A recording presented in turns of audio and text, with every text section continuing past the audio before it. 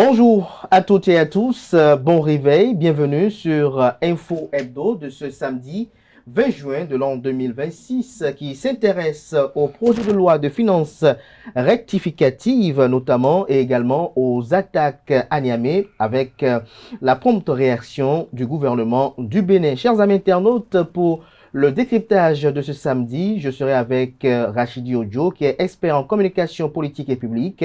Il sera face à Moïse Dosoumou, journaliste, directeur de publication du quotidien Fraternité. Chers amis internautes, avant de les retrouver pour le décryptage proprement dit, je vous invite à suivre cette capsule vidéo et puis on revient pour le décryptage. Apprenti chauffeur, c'est le sentier. Oui, c'est le sentier. Oui, non, tu vas me dire, nous pouvons dire, chaque coach est d'ailleurs. On y parle, mais tu dis qu'on a pas commandé pour être là, ouais. Deuxième fois, mais de quoi, Il va zombie. Bla, alors, quand il y a, évidemment, ton gouvernement, c'est un brocounai.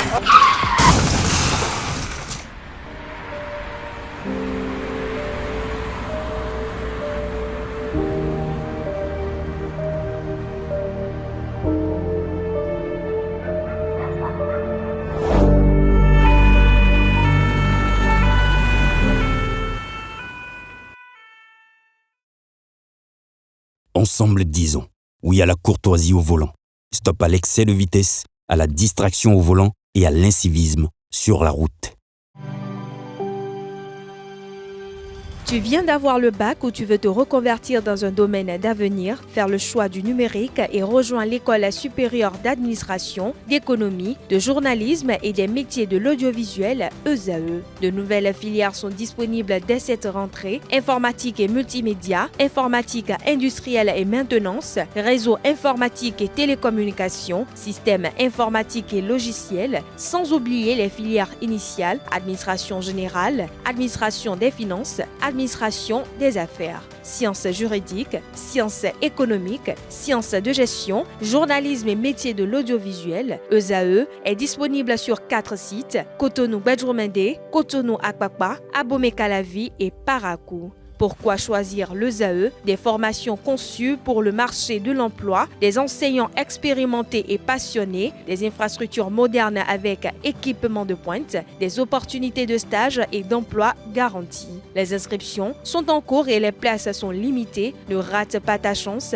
donne vie à tes ambitions avec l'ESAE. Contacte-nous vite par appel ou par WhatsApp au 01 98 98 14 00 ou via email scolarité@esae.bj et visite notre site web www.esae.bj. Ton futur commence maintenant avec l'ESAE. Tu investis dans un avenir professionnel, concret et sécurisé. ESAE, l'excellence à un nom.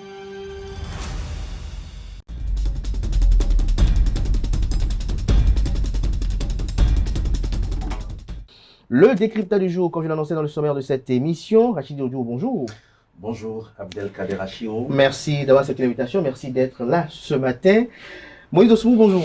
Bonjour Kader, bonjour amis téléspectateurs. C'est un réel plaisir de vous revoir par ici. Le plaisir est partagé. C'était un congé souhaité, voulu, ou en tout cas, des occupations ce qui est sûr, empêchaient la disponibilité? Ce n'est pas un comeback, c'est juste dépanner. Donc c'est une visite éclair alors. Tout simplement. Merci quand même pour l'honneur que vous nous faites aujourd'hui sur Info Hebdo de partager avec nous vos analyses et appréhensions de l'actualité politique béninoise. On démarre par le premier sujet qui nous réunit ce matin, le projet de loi des finances rectificatives. Rachidi Ojo, beaucoup de personnes sur les réseaux sociaux s'interrogent de savoir est-ce qu'il était opportun et utile pour le peuple que ce projet de loi de finances rectificatives soit adopté. D'abord, sur l'opportunité, je pense que la loi des finances rectificatives est opportune et je pense que le gouvernement du président Romuald Wadani n'a pas pris cette décision juste par plaisir. D'abord, il y a eu un changement de contexte entre le moment où la loi des finances initiales, donc pour la gestion 2026, a été adoptée et les temps présents que nous vivons, il y a un écart. ne serait-ce que toute la réalité institutionnelle de notre pays après les élections générales. Il y a eu un nouveau gouvernement, un réaménagement du gouvernement, de nouveaux ministères qui ont été créés, une nouvelle architecture gouvernementale qui appelle quand même une réorganisation de l'affectation des ressources. Ensuite, comme vous parlez d'utilité, le gouvernement actuel est dirigé par l'un d'entre nous qui, il y a quelques mois, était encore en campagne pour conquérir nos suffrages avec un projet de société. Il a échangé avec les Béninoises et les Béninois de tous horizons. Il a présenté ses idées, il a pris des engagements, il a fait des promesses. Parmi les projets contenus dans le programme politique du président Romuald Wardani, il y en a qui n'ont pas besoin d'une éternité pour être concrétisés. Et c'est ce que je pense bien, le président de la République, Romuald Wardani, a bien voulu nous démontrer. Est-ce qu'on a besoin d'attendre des semaines et des mois avant de pouvoir décider de prendre en charge de façon systématique les cas d'urgence vitale au niveau de nos structures sanitaires? Je pense que non. Est-ce que nous avons besoin de laisser écouler toute l'année 2026 avant de pouvoir apporter de l'eau et de l'électricité dans les écoles, dans les centres de santé? Nous vivons depuis quelques semaines maintenant une guerre dans une partie du monde, notamment, c'est vrai qu'il y a eu un accord maintenant, la guerre entre les États-Unis et l'Iran, avec toutes ses conséquences sur les secteurs productifs, la flambée des prix, pas uniquement des hydrocarbures, mais également des intrants agricoles. Donc que le gouvernement ait compris une certaine nécessité pour décider d'apporter du soutien à la production agricole, c'est quelque chose que nous devons saluer. Je pense que, en dehors de l'opportunité, il y a autant de raisons qui nous amènent à accepter, à admettre l'utilité de cette loi des finances rectificatives pour le peuple béninois. Parce que renforcer l'intervention de l'État dans les secteurs socio-productifs, ce n'est qu'au profit du peuple d'abord, pas au profit du président de la République personnellement ou des membres du gouvernement individuellement. En récapitulatif, je pense que cette loi des finances rectificatives, elle est opportune et je pense aussi qu'elle est utile au peuple béninois dans son ensemble. On aura compris, Rachidi Odjo, dites-nous, Moïse Dossou, quelle est votre opinion sur l'utilité et l'opportunité de ce projet de loi de finances rectificative? Je pense que si les internautes, mais si l'opinion s'intéresse à cette thématique, c'est parce que les gens ont l'impression que c'est une continuité. Même si la tête de l'État a changé, les gens se disent que c'est plus ou moins le même régime, le même système, et que ce qui avait été fait avant, surtout que c'était jusqu'il y a quelques mois, ça pouvait continuer avant que la nouvelle loi de finances comptant pour l'année prochaine ne soit touchée. Ça, c'est leur opinion. Mais dans le même temps, n'oublions pas que, comme je l'ai dit tantôt, la tête a changé. Quel que soit le cas de figure, ce n'est plus le même système. Quand le dirigeant change, tout se bouge. Voyez-vous, avec l'ancien système, on avait des conseils des ministres toutes les semaines. Et lui vient, puis produit le système, il dit que c'est chaque mois. Voilà, il y a une grande différence fondamentale dans le management de l'équipe gouvernementale. Donc, c'est chaque dirigeant qui choisit ce qu'il estime être bon pour lui. N'oublions pas aussi que le chef de l'État a une obligation de résultat. S'il estime qu'il doit fournir des résultats parce qu'il a été élu, il se donne les moyens pour atteindre ces résultats-là. C'est lui qui connaît le tempo, ce n'est qu'à lui de le donner et de le faire. Et notre constitution dit que le chef de l'État dispose de l'administration et des forces armées. C'est les deux piliers sur lesquels il fonde son action pour avoir les résultats. Mais pour que ces, pour que ces deux machines puissent être bien huilées, il faut bien les ressources. Et les ressources proviennent du budget. Donc, si en tant que chef de l'État et non en tant que ministre des Finances, ne faisons pas la confusion. en tant que chef de l'État, il estime qu'il faut retoucher au budget pour avoir des ressources additionnelles afin d'aller plus vite. C'est tout à fait légitime et utile de sa part. C'est lui qui a la décision. C'est lui qui juge de l'opportunité, de l'utilité. Nous autres, du côté de l'opinion, ne pouvons que jaser. Mais au final, c'est lui qui juge, c'est lui qui décide. Et à la fin, nous, notre rôle, c'est d'apprécier. Merci à vous, Moïse Dosmou, pour cette première intervention. Je reviens tout à l'heure pour savoir un peu, est-ce que cela ne va pas accentuer la pression fiscale? Mais déjà, je pose la question à Rachid Ojo. Non, il n'y aura pas de pression fiscale, d'autant puisque les mesures fiscales qui sont contenues dans la loi des finances rectificatives adoptée par l'Assemblée nationale hier, il n'y a rien qui puisse expliquer des inquiétudes d'une quelconque pression fiscale. Bien au contraire, il est prévu un aménagement du régime fiscal des entreprises nouvellement créées et lequel aménagement accorde des avantages fiscaux à cette catégorie d'entreprises. Ensuite, je pense que le fait pour le gouvernement de décider d'imposer les revenus fonciers générés à travers les plateformes numériques de location, la décision prise par le gouvernement dans ce sens montre très bien que le gouvernement est préoccupé à faire en sorte qu'il y ait davantage d'activités émergentes à imposer plutôt que de continuer à augmenter les taxes et les impôts qui existent déjà ou encore à demander à ceux qui contribuent déjà de davantage contribuer. Nous sommes dans un monde qui évolue très rapidement. Il y a de nouvelles activités qui naissent pratiquement tous les jours avec l'évolution des technologies, surtout avec le numérique. Il revient à nos gouvernements, à nos dirigeants, de se doter des moyens pour constater l'existence de ces activités et maintenant, sur la base des tests légaux existants, avoir le courage de décider de ce que l'on impose et de ce que l'on n'impose pas. Je trouve que il n'y a pas de pression fiscale, ni de façon immédiate, ni dans quelque perspective que ce soit à travers cette loi des finances rectificatives.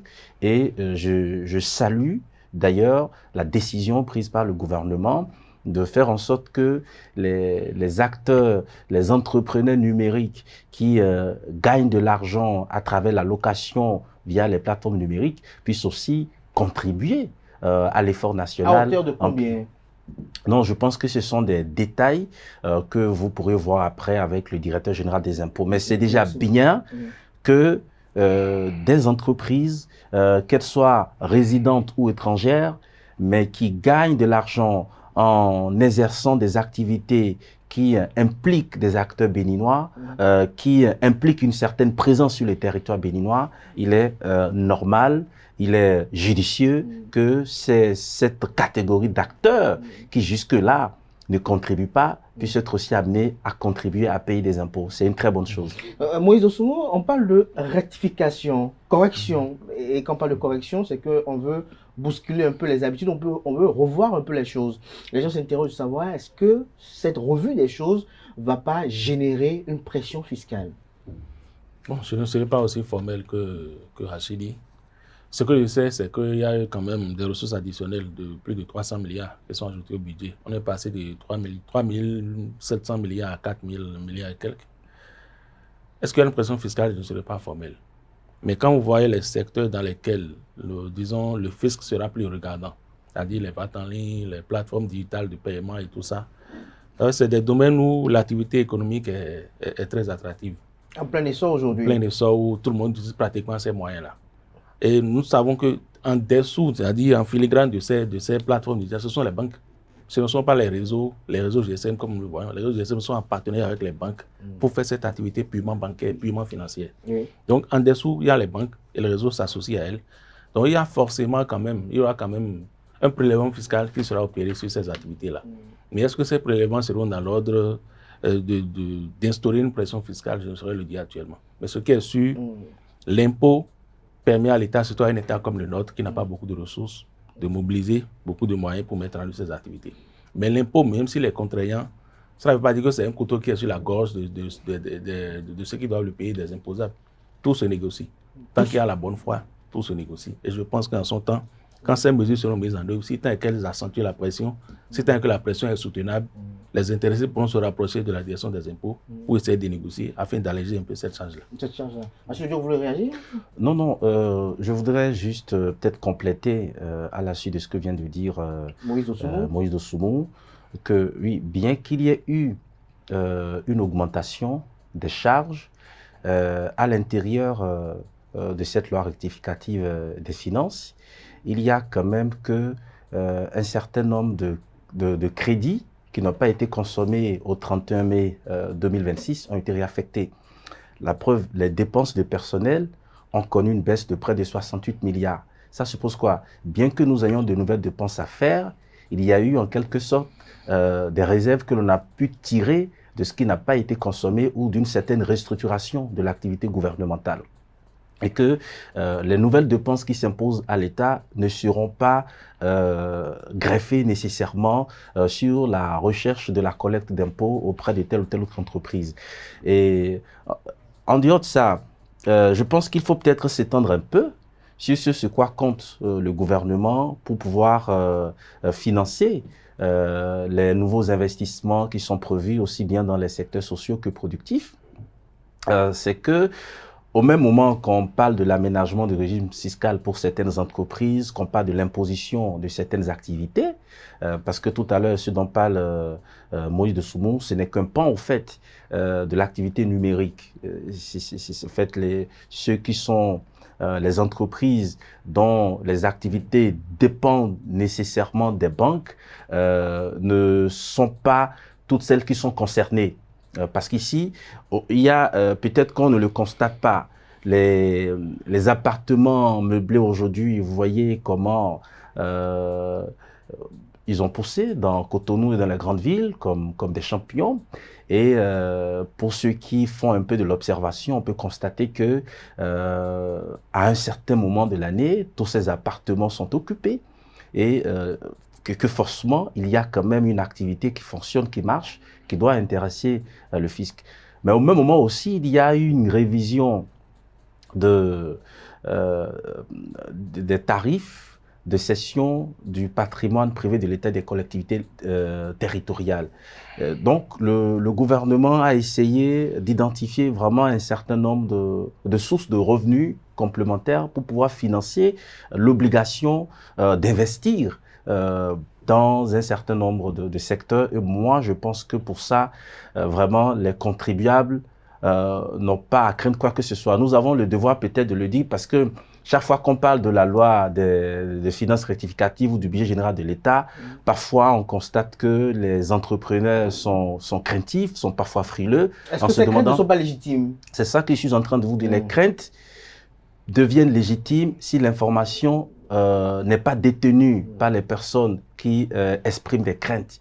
C'est pour cela que les structures compétentes du gouvernement, de l'État, doivent essayer de faire le travail d'information le plus rapidement que possible, de sensibilisation, une fois que la loi des finances rectificatives est promulguée et une fois qu'elle entre en vigueur.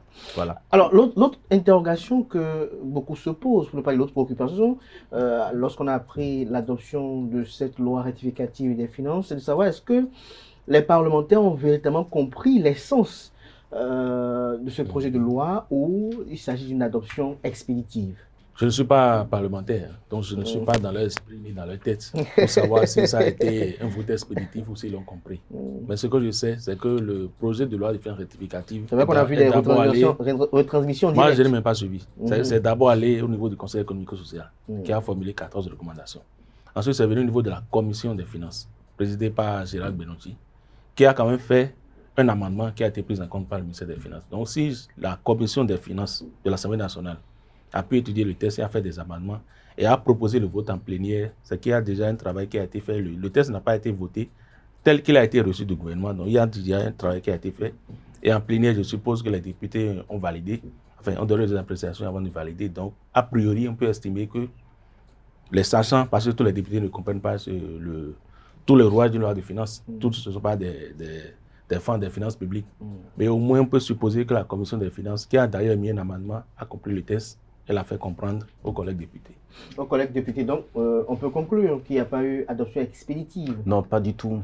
Pas du tout. Et pour renforcer un peu ce qu'a déjà commencé par dire Moïse Dossoumo, c'est que au-delà même de ce que l'on a pu voir, c'est-à-dire les interventions plénières, l'amendement du président de la Commission des finances qui a été pris en compte, les recommandations qui sont venues du Conseil économique et social, c'est qu'en échangeant avec certains députés, et que vous essayez de les titiller un peu sur le fait que, bon, mais est-ce qu'ils ont vraiment compris ce qu'ils sont en train d'étudier ou ce qu'ils sont sur le point d'adopter, et qu'ils partagent avec vous les préoccupations qu'ils ont exprimées après que le ministre de l'économie et des finances est passé devant les différentes commissions qui ont travaillé sur le projet, vous êtes tenu de conclure que oui, franchement, ils ont cherché à comprendre. Parce qu'il y a quand même un certain nombre de questions qui ont été posées au gouvernement mercredi et auxquelles déjà le gouvernement a essayé de répondre très rapidement. Et pour moi, lorsqu'on échange avec les députés et qu'ils vous donnent une idée à peu près des sujets au cœur de ces questions, on se rend compte que non, il n'y a pas eu une banalisation de la procédure. Ils n'ont pas essayé d'adopter un document qu'ils n'ont pas compris. Lorsque, par exemple, des députés vous disent, oui, ils ont cherché à savoir qu'est-ce qu'il sera exactement, par exemple, des mécanismes de contrôle, du réinvestissement ou non des bénéfices non répartis, puisque ça fait partie des mesures contenues dans cette loi des finances rectificatives. Vous vous demandez, mais tiens, après tout, il y a eu même des notions techniques qui sont contenues dans le gouvernement, dans le projet, et sur lesquelles ils ont quand même essayé d'avoir une certaine clarification, une certaine compréhension avant de passer en plénière. Il y a eu des questions qui ont touché, par exemple, la liste des centres de santé qui doivent qui doivent mettre en œuvre la mesure de prise en charge systématique des cas d'urgence sanitaire. Des députés ont voulu comprendre si, par exemple, la gratuité qu'on accorde des frais de scolarité que l'on accorde aux filles de la 6e en terminale, suspend du coup les transferts monétaires dont bénéficiaient certaines filles. Donc je pense qu'avec autant d'interrogations qui ont été adressées au gouvernement et avec les réponses qu'ils estiment claires que le gouvernement a envoyées, on peut quand même dire sans aucun risque de se tromper que les députés, bien que n'étant pas tous financiers, bien que n'étant pas tous économistes, bien que n'étant pas tous des experts de la comptabilité, ont quand même essayé de comprendre des choses qui n'étaient pas très bien claires pour eux dans ce projet de loi des finances rectificatives. Merci à vous, Rachid Ojo. L'autre interrogation, c'est de savoir, cette loi rectificative adoptée, quelle serait la suite? À quand l'effectivité de la mise en œuvre des mesures? Vous savez, dès que la loi est adoptée, ça passe d'abord par le fait de la Cour constitutionnelle qui donne son accord pour la conformité à la Constitution. Et ensuite, il y a un court délai qui est donné au chef de l'État pour la promulguer. Et dès que la loi est promulguée, c'est que d'office, elle devient exécutoire. À moins qu'il y ait en aval des décrets d'application qu'il faut prendre. Je pense que si le chef de l'État a décidé d'aller vers une loi de finances rectificative, c'est qu'il veut aller vite. Donc, puisque les députés ont joué les partitions, le reste de la procédure sera également rapide parce qu'on a l'impression qu'il ne veut pas perdre du temps. C'est pour ça qu'il allait dans cette direction. Donc, j'estime que ça ira très vite afin que les mesures d'application soient également effectives. Donc, Rachid Ojo, dans la semaine à venir, on pourra aller constater la mise en œuvre. Bien sûr, bien sûr. C'est d'ailleurs la raison pour laquelle les députés ont décidé par le gouvernement que ce projet de loi, par exemple, soit étudié en procédure d'urgence.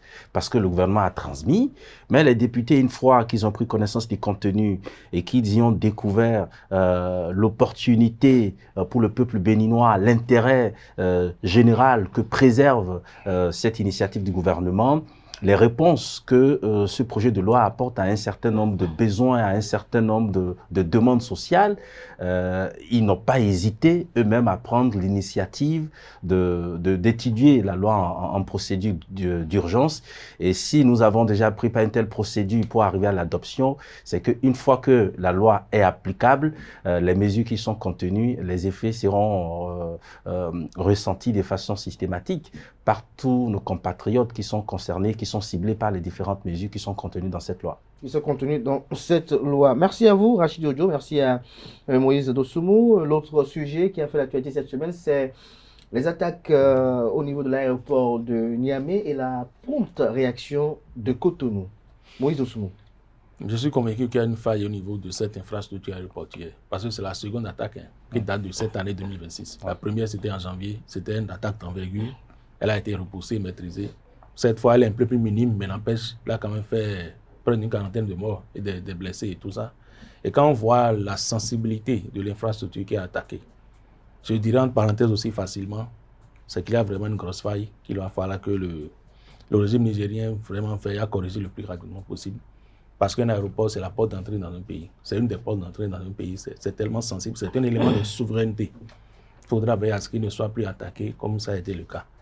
La prompte réaction du Bénin, je pense que nous sommes familiers de ce genre de sollicitude au niveau diplomatique. Même quand la tension était à son comble entre les deux pays, je pense que le Bénin n'a jamais manqué, toutes les fois que possible, d'exprimer son soutien, sa sollicitude au peuple et amis frères nigériens. Vous savez, les deux populations, les deux peuples n'ont aucun problème. C'était juste un souci de malcompréhension au sommet de l'État. Mais ce souci n'a pas entaché les relations de bon voisinage entre les peuples qui, chaque fois, allaient venir se rencontrer. On a plein de Nigériens ici. Ils n'ont jamais été attaqués, personne ne les a jamais insulté. On a toujours vécu en frère. Pareil de l'autre côté. Il est de bon ton que les relations soient normalisées. Et c'est tout à fait normal que le Bénin s'intéresse à ce qui se passe au Niger, même si ce n'est pas guerre. C'est normal que le Bénin leur exprime leur solidarité. Et pourquoi pas leur soutien, pour que quand même le Niger commence par se sortir un peu de ce bourbier. Parce que là, c'est qu'on a beau avoir tous les projets de développement possibles, sans la sécurité, on ne peut rien faire. Elle est capitale. Elle est un peu comme l'eau pour l'être humain, elle est un peu comme l'air pour l'être humain. Donc, il faudra veiller à ce que tous ces bouleversements géopolitiques qui entraînent l'insécurité dans la sous-région soient progressivement corrigés. C'est vrai que c'est le Niger qui est attaqué, mais c'est aussi un problème du Bénin. Exactement. Imaginez qu'il y ait des passagers béninois dans cet aéroport, à cet instant-là, et qu'ils aient été touchés. C'est aussi un problème du Bénin. Donc, si le Niger est instable, le Bénin n'est pas en sécurité. Donc, ce n'est pas que l'affaire du Niger, c'est aussi l'affaire du Bénin et c'est normal que le Bénin s'intéresse rapidement à cette affaire-là. Merci à vous, Moïse Dosoumou. Rachid Ojo, votre opinion sur ce sujet? Non, je trouve que la réaction du Bénin est conforme aux valeurs que nous avons toujours défendues en tant qu'État souverain, des valeurs de paix et de sécurité. Il y a un pays frère, pas que voisin, parce que le Niger, c'est le Bénin, qui vient d'être attaqué au même endroit pour la deuxième fois en l'espace pratiquement de moins de 6 mois, parce que la dernière attaque au niveau de cet aéroport, c'était dans la nuit du 28 au 29 janvier 2026. Oui, vous savez, en matière de sécurité, il n'y a jamais de certitude absolue. Jamais. Je peux comprendre un peu, sans rentrer dans les détails, les défis auxquels fait face le gouvernement nigérien sur la question sécuritaire, en dehors même de la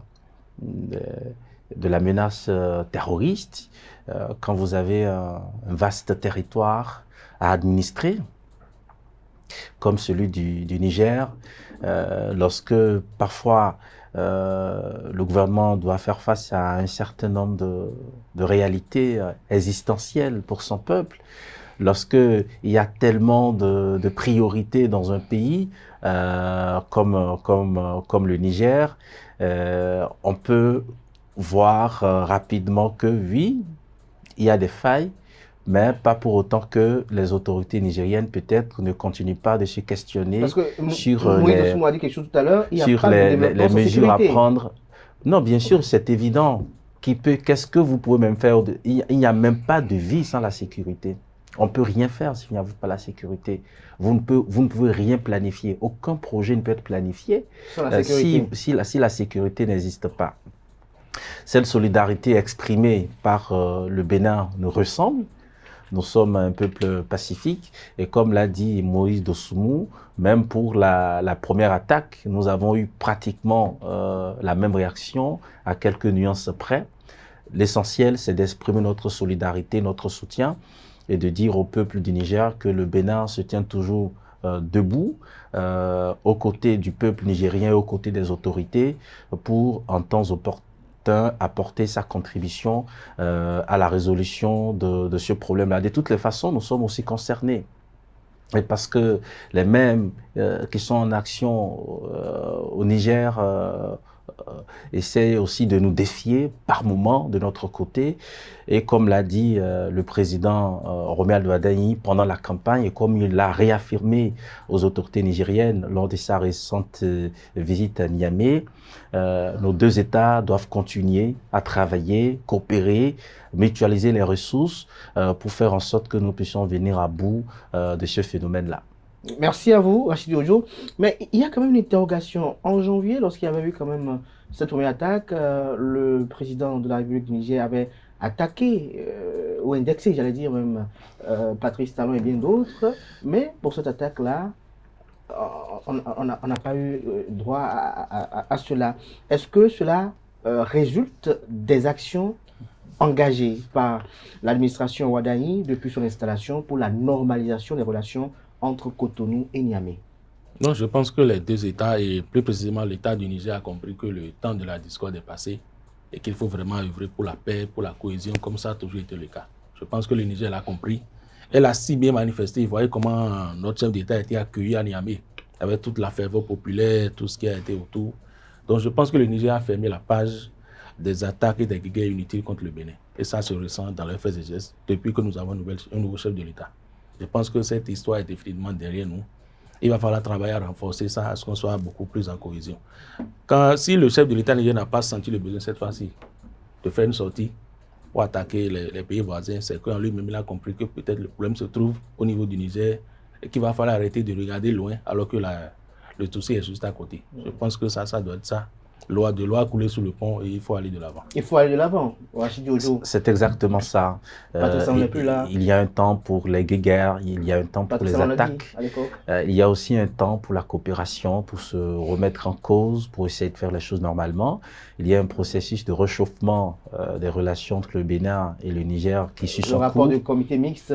Voilà, chargé de réfléchir sur les conditions de revêture de la frontière terrestre entre le Bénin et le Niger. Je pense que ce sont des très bons signaux. Dans son projet de société, l'ancien candidat, aujourd'hui président de la République, Romuald Wadagni, a prévu la mise en place d'un centre régional de coopération sécuritaire. Je pense que ce sont des initiatives aussi pour lesquelles il faut travailler rapidement, qui peuvent dans une certaine mesure contribuer non seulement à garantir la sécurité chez nous, la sécurité extérieure, mais aussi aider aussi nos voisins à davantage créer les conditions d'une sécurité durable chez eux. C'est pour ça qu'aujourd'hui, on a besoin de plus de coopération, on a besoin de plus de synergie que de distanciation et, disons, des provocations comme on a pu le constater par le passé. Le passé reste dans le passé. Nous sommes maintenant dans le présent avec la foi que l'avenir des relations entre le Bénin et le Niger sera hautement profitable aux deux peuples et aux deux États. Aux deux peuples et aux deux États, donc du coup, les Béninois espèrent que dans les semaines à venir, les frontières soient réouvertes. Je pense que nous en sommes pris à l'étape de l'espoir. Ce sera fait. Parce que tous les signaux sont ouverts pour ça. Donc l'espoir, même, on a déjà dépassé ça. On attend juste que les frontières soient ouvertes et puis dans leur effectivité. Parce que les cœurs sont déjà à la paix. Donc le reste, le matériel, le physique, le sera aussi incessamment. Pareil. Constat. Merci à vous, Rachid Ojo, merci à Moïse Dossoumu. L'autre sujet qui nous réunit ce jour, c'est aussi cette bataille judiciaire qui est notée au niveau du parti politique Les Démocrates. Rachid Ojo, on constate que Éric Ondete n'en démord pas. Il tient à obtenir gain de cause devant la justice. Non, moi je pense qu'il ne faut pas voir la question sous cet angle. Nous sommes dans un état de droit. Tout ce qui se passe au sein d'une organisation, à partir du moment où il y a des différends, entre les membres d'une même organisation, même si c'est un parti politique. La justice est appelée à intervenir et à rétablir chacun dans ses droits, aux besoins. Donc je pense que tant que toutes les voies de recours ne sont pas épuisées, nous ne pouvons pas dire que quelqu'un ne démord pas aussi ou ça. Nous avons aussi besoin que parfois, nous avons besoin aussi parfois que sur certaines matières, que les protagonistes aillent jusqu'au bout, pour qu'on puisse voir dans le fait la manifestation de l'œuvre de justice dans son intégralité. Okay. Il y a déjà une décision en première instance, donc ils iront en appel, même si après la décision en appel, ils peuvent décider d'aller encore à un niveau supérieur. Ça nous permettra, lorsque ce genre de problème va se poser après dans une autre organisation, dans un autre parti politique, d'avoir déjà une idée à peu près de ce que sera la suite. Parce que quelqu'un qui perd maintenant peut décider de ne pas continuer, et pourtant peut-être qu'il a raison. Et lorsque le problème va se poser une fois, on va dire, ah, l'autre fois, dans tel autre parti politique, voilà la façon dont la situation a été gérée, alors qu'on est juste resté à une décision de première instance. Vous voyez? Donc, parfois, moi, j'aime bien ça, qu'on aille jusqu'au bout, pour que, au bout du rouleau, on puisse voir, in fine, qu'est-ce qui a pu se passer et qui a véritablement raison et qui a tort. Mais on s'interroge de savoir quelles sont les motivations réelles de Eric Munuté. Bon, je ne les connais pas, hein, je n'ai pas cherché à les savoir. Ce qui est sûr, s'il a jugé utile d'aller au niveau en appel, c'est qu'il a estimé qu'il est dans ses droits et que le tribunal de première instance ne lui a pas donné raison. Et comme il a encore 2 moyens de recours, la Cour d'appel et la Cour de cassation, notamment la Cour suprême chez nous, je pense qu'il est dans cette lancée-là et qu'il ira peut-être au bout si un temps au niveau de la Cour d'appel, il n'avait pas gain de cause. Il est dans ses droits. Lui seul sait pourquoi il tient absolument à prendre la présidence du parti. Donc, mais quel est l'impact de cette bataille judiciaire sur la cohésion au sein de la formation politique? Non, je ne pense pas que ça puisse entacher haute mesure la cohésion. Les gens savent faire la part des choses. Hein. Pour le peu que j'ai entendu ça et là, c'est une bataille entre ceux qui sont au sommet du parti. Est-ce que là, on n'a pas 2 camps? Le camp on était le camp Attiadé. Oui, forcément. Il y a toujours des camps. Quand il y a bataille, on n'est jamais seul à mener une bataille. Oui. Surtout quand c'est une organisation. Il y a toujours des camps, même plus de 2 camps. C'est bien possible. Mais là, tout de suite, je pense que le parti est, disons, les élections déjà ont obligé le parti à une pause à se restructurer. Et avec cette guéguerre qui s'annonce, c'est encore... se diviser. Non, ça se restructurer. Et cette guéguerre-là participe de la restructuration. Parce que quand ils iront au bout de cette bataille juridique, selon la décision qui va naître, ils sauront maintenant, voilà la dynamique, la lancée sur laquelle nous sommes. Et je pense que le parti sera mieux dynamisé à partir de cette époque-là. Pour le moment, la guéguerre est là, les élections générales ont affaibli le parti. La guéguerre vient l'affaiblir davantage, donc ils prendront le temps de régler ce différend. Et après, s'ils estiment que ça vaut le coup de continuer l'aventure, celui qui va gagner pourra maintenant essayer de remettre le parti sur les rails. Rachid Ojo, est-ce que vous voyez une procédure de restructuration ou une implosion? Parce que il y a un camp qui soutient le régime actuel, il y a un autre qui n'a pas encore déclaré son soutien au régime actuel. Alors, dans le cas d'espèce où l'un va l'emporter sur l'autre, est-ce que vous pensez que les 2 camps vont continuer à cohabiter dans le même creuset politique? Non, moi je pense qu'une fois que le contentieux actuel aurait été définitivement tranché, il va y avoir une clarification de positionnement au sein du parti. Ceux qui peuvent rester vont rester, ceux qui vont partir, partiront. De toutes les façons, aucune restructuration du parti Les Démocrates n'est possible sans que ce dossier soit totalement vidé. Donc c'est après ça que le parti aura une vue très claire sur son avenir, parce qu'on ne peut pas construire un avenir sans savoir les personnes qui restent et les personnes qui ne restent pas. Donc ce qu'il faut souhaiter, c'est que la procédure judiciaire en cours suive son cours normalement, que les protagonistes recourent à tous les moyens de droit pour la manifestation de la vérité, pour que le contentieux soit définitivement tranché. Et puis après ça, on verra les perspectives pour le parti. Mais qu'aucun débat de perspective ne peut se mener pour le parti Les Démocrates tant que cette situation se retrouve dans cet état-là. Mais Moïse Dosunmu, dans la foulée, lorsque l'on lit sur les réseaux sociaux certains militants ou qu'on échange avec eux, il y en a qui sont déçus de cette bataille judiciaire que mène leur leader et se désolent du fait que, pour eux, Boni-Yayi les a abandonnés. C'est une façon de voir les choses. Mais je pense que... Est-ce que vous partagez cette façon de voir? Je pense que dès le départ, Eric Ngoundété, j'ai oublié son nom, Achadé, ne se sont jamais entendus. Même quand Boni Yari était là. Même avant l'arrivée de Boni Yari, les deux étaient toujours à couteau tiré. Ils ne s'entendaient pas. Ils faisaient avec. L'un supportait l'autre et vice-versa. Quand Boni Yari est venu prendre la présidence du parti des mains de Ngoundété, Achadé a semblé retrouver un peu de force. Et Ngoundété a été plus ou moins affaibli. Mais la guerre continuait. Il suffit juste de les regarder à l'œuvre, de voir les déclarations, de voir les visages quand on parle. Vous savez qu'entre les deux, ça ne passe pas. Le courant n'est jamais passé en réalité. Quand Boni Yari est parti, les deux ont trouvé l'occasion de revenir à la tête du parti. L'un, pour le moment, l'a emporté. Parce que pour l'instant, la décision ne dit pas que Achadé n'est pas président du parti, mais aussi l'autre est au niveau de l'appel. Donc pour l'instant, le parti a un président, c'est nous, Achadé, qui pour l'instant a le vent en poupe. On attend la fin pour voir. À la fin, que ce soit l'un ou l'autre, le second va choisir. Est-ce que je reste à ses côtés, bien que je ne m'entende pas avec lui? Bien, je m'en vais avec les miens et je vais créer une autre parti. En ce temps, on va apprécier. Mais ce qui est sûr, depuis que ce parti existe, les deux protagonistes là ont toujours été des adversaires, ils ne se sont jamais entendus. Justement, l'analyse qu'a faite à l'instant Moïse Doussoumou est le constat qu'a fait quand même d'autres même militants lorsqu'a surgi cette crise, qui quand même puisse la légitimité, notamment du processus qui a conduit à la désignation du candidat de la dite formation politique. Comme on le dit très bien chez nous en Ago, le fond de l'eau contient quand même quelques éléments. À chaque jour, lorsque vous juxtaposez tous ces éléments-là, est-ce que vous voyez vraiment des perspectives radieuses pour cette formation politique? Est-ce que vous ne voyez pas qu'il y aura forcément, inévitablement, une scission? Parce que lorsque l'un va remporter sur l'autre, l'un va partir avec les siens pour aller continuer son aventure politique dans d'autres creusets ou éventuellement sous une autre chapelle. Voilà. Attendons de voir. C'est vrai que la garantie d'une cohabitation entre les protagonistes, même lorsqu'on aurait tourné définitivement la page de la bataille judiciaire, pour moi, cette garantie, elle est très faible. D'abord, c'est une question de sécurité globale pour l'un pour l'autre, parce que ce qui se passe actuellement aussi, c'est au-delà de ce que nous pouvons voir et de ce que nous pouvons entendre. Ce n'est pas qu'une bataille judiciaire. Il y a une vraie confrontation à distance. Et ça, quand on sort d'une telle confrontation, rester ensemble peut être très difficile.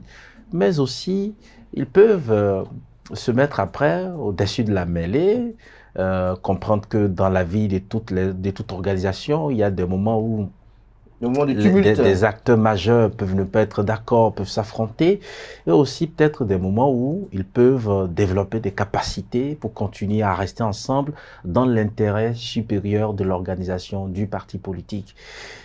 Qu'est-ce qui pourra se passer? Est-ce que ça va être le premier cas de figure? Donc la cassure, la scission, ou bien une cohabitation progressive qui va se normaliser après la bataille judiciaire? Je pense qu'il est vraiment risqué de se prononcer là-dessus. Attendons que la décision de justice soit définitive et de constater ce qui va se passer au sein du parti. Mais déjà, quand même, il faut observer qu'il y a des gens qui ont quand même félicité la justice béninoise parce que certains se sont dit que vu que Achadé a rejoint le pouvoir, la justice Eric Ngoundété plutôt. Eric Ngoundété a rejoint le pouvoir, la justice a quand même dit le droit, donc les gens disaient que bon, si la justice voulait être partisane, qu'elle aurait peut-être choisi Eric Ngoundété. Les gens sont libres de leurs opinions. Je ne partage pas cette opinion.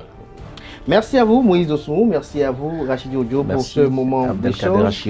Merci à vous, chers amis internautes, pour l'attention. Portez-vous bien. Belle suite de programme sur Réserve TV. Retrouvez dans les heures à venir Nasrine Fatombé qui aura à vous conduire tout au long de l'émission Free Week de ce samedi.